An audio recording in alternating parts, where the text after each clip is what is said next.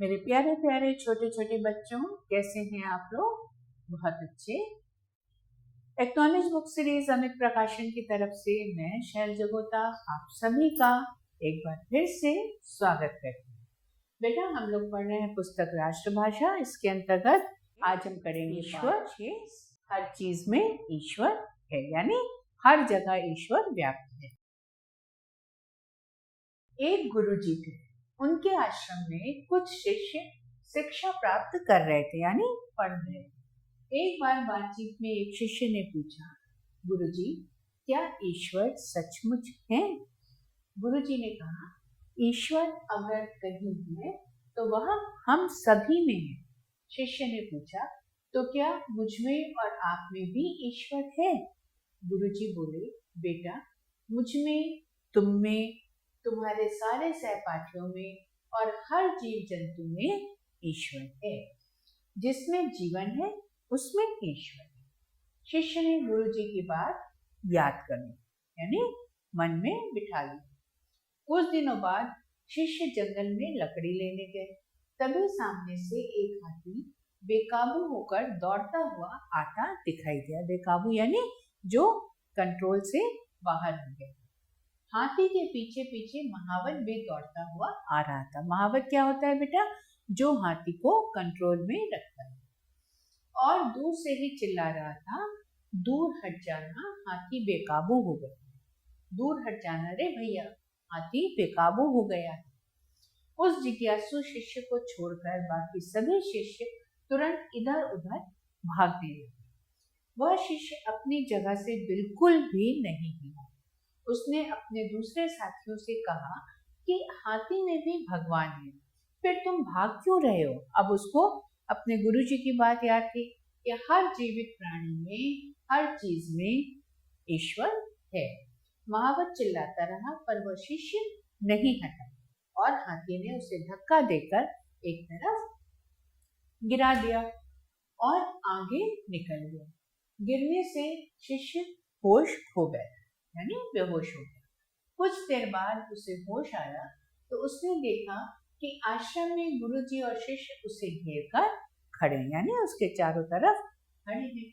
साथियों ने शिष्य से पूछा कि जब तुम देख रहे थे कि हाथी तुम्हारी तरफ दौड़ा चला आ रहा है, तो तुम रास्ते से क्यों नहीं हटे?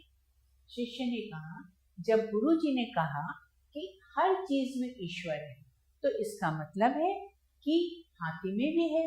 मैंने सोचा कि सामने से हाथी नहीं, ईश्वर चले आ रहे हैं, और यही सोचकर मैं अपनी जगह पर खड़ा रहा, पर ईश्वर ने मेरी कोई मदद नहीं की।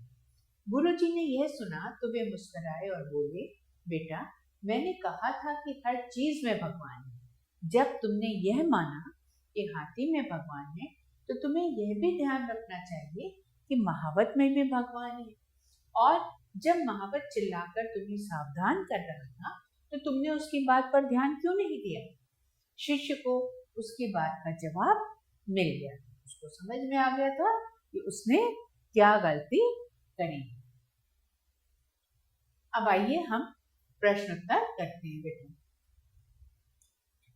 क्या आप भी अपने अध्यापकों की बात याद रखते हो? हाँ बेटा, हम तो याद रखते हैं। तो आप भी याद रखते होंगे और याद रखना भी चाहिए। शिष्य ने गुरुजी से क्या पूछा? शिष्य ने गुरुजी से पूछा कि क्या ईश्वर हर जगह है? क्या सचमुच ईश्वर, क्या सचमुच ईश्वर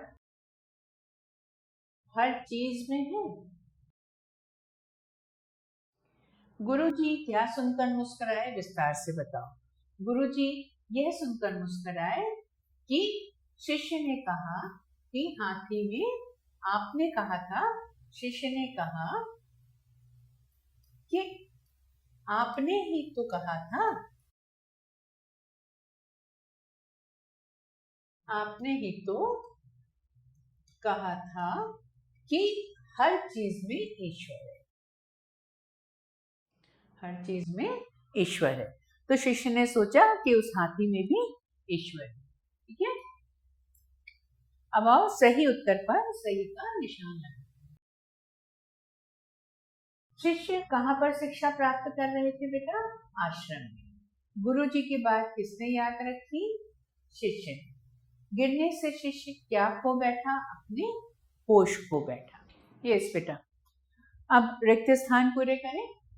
आश्रम में कुछ शिष्य शिक्षा प्राप्त कर रहे थे। हम सभी में ईश्वर है। सारे सहपाठियों में और हर जीव जंतु में ईश्वर है। जिसमें जीवन है उसमें ईश्वर है। शिष्य को उसकी बात का उत्तर मिल गया था। तो आज के लिए बेटा बस इतना ही। अगले पाठ के साथ आपसे पुनः मुलाकात होगी। तब तक के लिए नमो नमः।